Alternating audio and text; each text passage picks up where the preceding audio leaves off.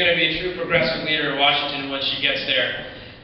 She's also going to have a great example there already. She's a great friend to the Democratic Party and Democrats all across Maine. She's a great progressive champion in Washington, and she's our member of Congress from here in the 1st District. Please welcome Chellie Pingree.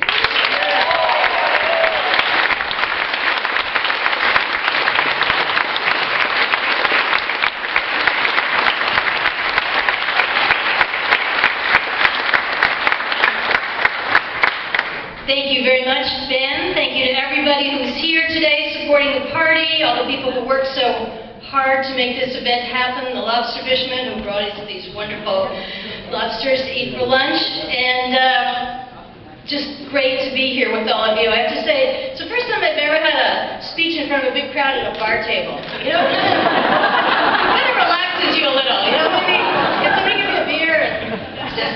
Anyway, I want to thank James Carville for making the trip here, and I'm looking very much forward to his speech today. I know he's a hero to so many of us, and I know he helped to bring all of you into the room. You love to hear all of us speak, but really, it's great to have one of the great voices for democratic principles in politics here with us today. And to everyone else who's here, I wanted to say, Emily, we're counting the days till you are there in Congress. I'm going to miss Mike very much, and I'm going to talk a little bit about Mike in a second, but Emily's doing a great job. She's been a wonderful leader in the Maine House of Representatives and the Maine Senate. I know so many of you served with her and have worked with her before. My colleagues are very excited for the idea that Emily is coming to join us in the House of Representatives. So.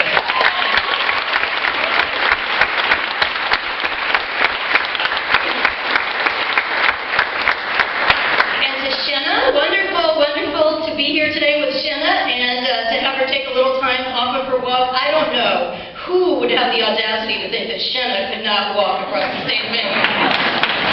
She's working so hard in this campaign, raising money, meeting people, talking about all the right issues. I meet people all the time who ask me, you know, how's she doing? How can I help? What can we do? And everything she said is spot on. This is about the United States Senate, who chooses the next United States Supreme Court, about so many issues that we care about deeply. This can make a difference. I know you're all working very hard for Shenna. We got to put her over the top.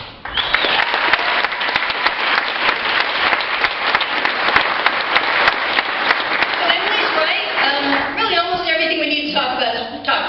But let me just, you know what they say. Everybody hasn't said it yet. So let me get my little more remarks in there. And I have to say, it's kind of embarrassing to be here today.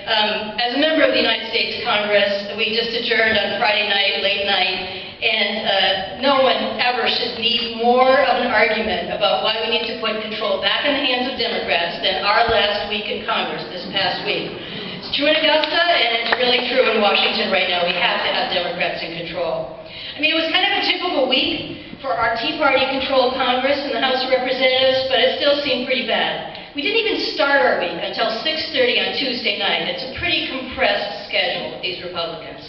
And all of Wednesday, as you know, we spent the time arguing about a bill to sue the President of the United States. Now, never mind that they're suing him for doing his job. Every legal scholar on both sides of the aisle says it's going to be thrown out immediately. Never mind that it's wasting millions of taxpayers' dollars, and it's totally politically motivated. I think the worst scandal about this Congress is it's an incredible waste of our precious time. Just days before we were going home for 5 weeks, Republican leaders took a whole day arguing about what's really just a grudge-matched lawsuit. I think you all know what we could have been doing instead. We could have been voting on a proposal to reduce student debt for parents and students today. We could have been voting on a proposal to guarantee equal pay for equal work, restoring emergency unemployment benefits, or the $10.10 increase in the minimum wage. That's what we could have done last week if only they would have let us. Maybe we could have spent some time doing a little bit of forward thinking, creating sensible foreign policy for the country, working to repair these disastrous effects of global warming, maybe working on a better future for our children and grandchildren, investing in infrastructure, developing green energy jobs, or investing in medical and scientific research, which their budgets have cut dramatically. They could stop the practice of letting our country fall behind in technology, job creation, and improving the health of our people. They're not doing that today, and I think you've heard so well, whether it's Shenna's stories from traveling across the state of Maine, the stories that you've all heard, the things that Emily mentioned. People are having a tough time making ends meet on the minimum wage today. Everybody's struggling to pay off their student loans, and they're getting bigger every day. Families who needed that unemployment insurance when it ran out, they're at the end and beyond it. Women should be making equal pay. In our government, our economy, our environment, those are the things we should be focusing when all the while the Republicans who control the Congress were doing nothing on Wednesday. Oh, then, by the way, we kind of did more nothing on Thursday and Friday. You probably heard. That was our first day. But on the second day of our legislative week last week, the Republicans proposed a bill to address the humanitarian crisis that you all know is going on with children on our borders. In order to satisfy the Tea Party, the Republican leadership proposed a border bill that would remove the safeguards to protect children who are the victims of human trafficking. I mean, how heartless can you get? That wasn't enough for some of their Republicans. They had to pull the bill on Thursday, work all Thursday through the night, almost all the day Friday, to make it even meaner. Now, some of you will know, a bill is really mean. When I turn on C-SPAN or CNN or MSNBC and I see Michelle Bachmann saying this is a good bill. When Michelle Bachmann and Steve King were happy, at least Mike and I knew we were going to go home. Well, like so many others, this bill will never be taken up by the Senate. It would be vetoed by the President the minute if it ever made it to his desk. And true to form, by most of the Tea Party legislation, it's just going to make the problem worse, not better. That's just this week. It's been a long year with the Tea Party Republicans controlling our Congress. I think some of you have heard this before, but you know, a lot of people call us the Do-Nothing Congress, and we were having a floor debate several months ago, and Steny Hoyer, one of our leaders, jumped up and he said, "You can't call this the Do-Nothing Congress. That is an insult to the Do-Nothing Congress of the Truman administration." We're only in session this year 97 days. The original Do-Nothing Congress passed 906 bills. We're going to pass less than 150. And you may have heard 54 of those to order to repeal the Affordable Care Act. They haven't stopped there. We've been talking about it all morning. They rolled back protection for workers, voted to weaken labor unions. They even pushed through key provisions to weaken the Clean Air Act that, as we all know, our own Senator Muskie pushed through Congress over 40 years ago. I sit on the Interior Appropriations Committee, and day after day I hear my colleagues talk about the war on coal, how they want to make sure we reinstate the priority of using coal for energy in this country. They don't care about good clean air jobs. They don't care about investing in clean air strategy. They're not even acknowledging the problems that we're facing. As you've heard, most of them still won't use the word climate change. Most of them won't acknowledge we got real problems facing us right here in Maine, whether it's sea level rising, ocean acidification, problems that our fishing community is facing, and then across the country. Farmers are facing problems. California is the worst debt in people's memory. These unusual weather effects are happening more and more and more.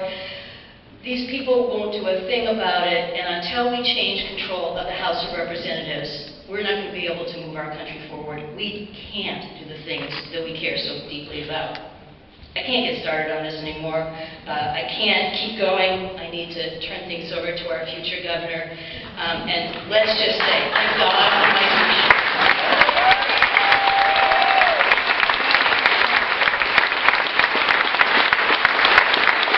Couple more things. If I was going to talk about the governor, where would I start? I think some of the worst things are how he tries to divide us as a state. How he refuses to work across the aisle to solve some of the challenges that Maine is facing. He scares away investment. He makes people ask me all the time, what is going on in the state of Maine? It's a great disappointment, let's just say. But worst of all, he wants to take us backwards. He wants to undo what so many of us who have had the opportunity to serve in the legislature, so many of you have supported for so many years. He wants to roll back women's rights, workers' rights. He wants industry to make their own environmental rules. He thinks Social Security is welfare. Some of you may have heard my good friend Debbie Wasserman Schultz, who came up last week to campaign in our state, and she had one of the best lines ever. She said, Governor LePage wants to repeal the 20th century.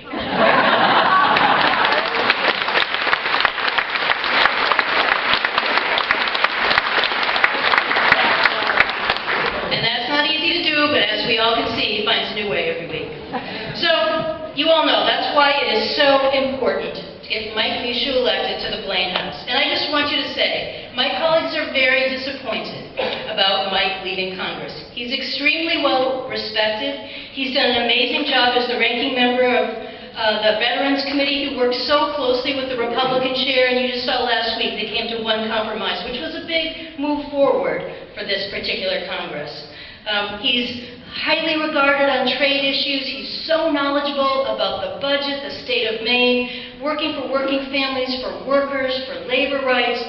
Mike is just very, very appreciated in the Congress, and I know, having served with him in the state Senate, having had the privilege to learn a lot under Mike in my first few years in Congress, he's going to do a great job. So, I'm just looking forward to working as hard as I can in the next 93 days to make sure I get the opportunity to be reelected and serve all of you in Congress, to make sure that Emily and Shenna and Mike are a huge part of our team, that we have our wonderful legislators back again, and so many more who are running again. So thank you very much.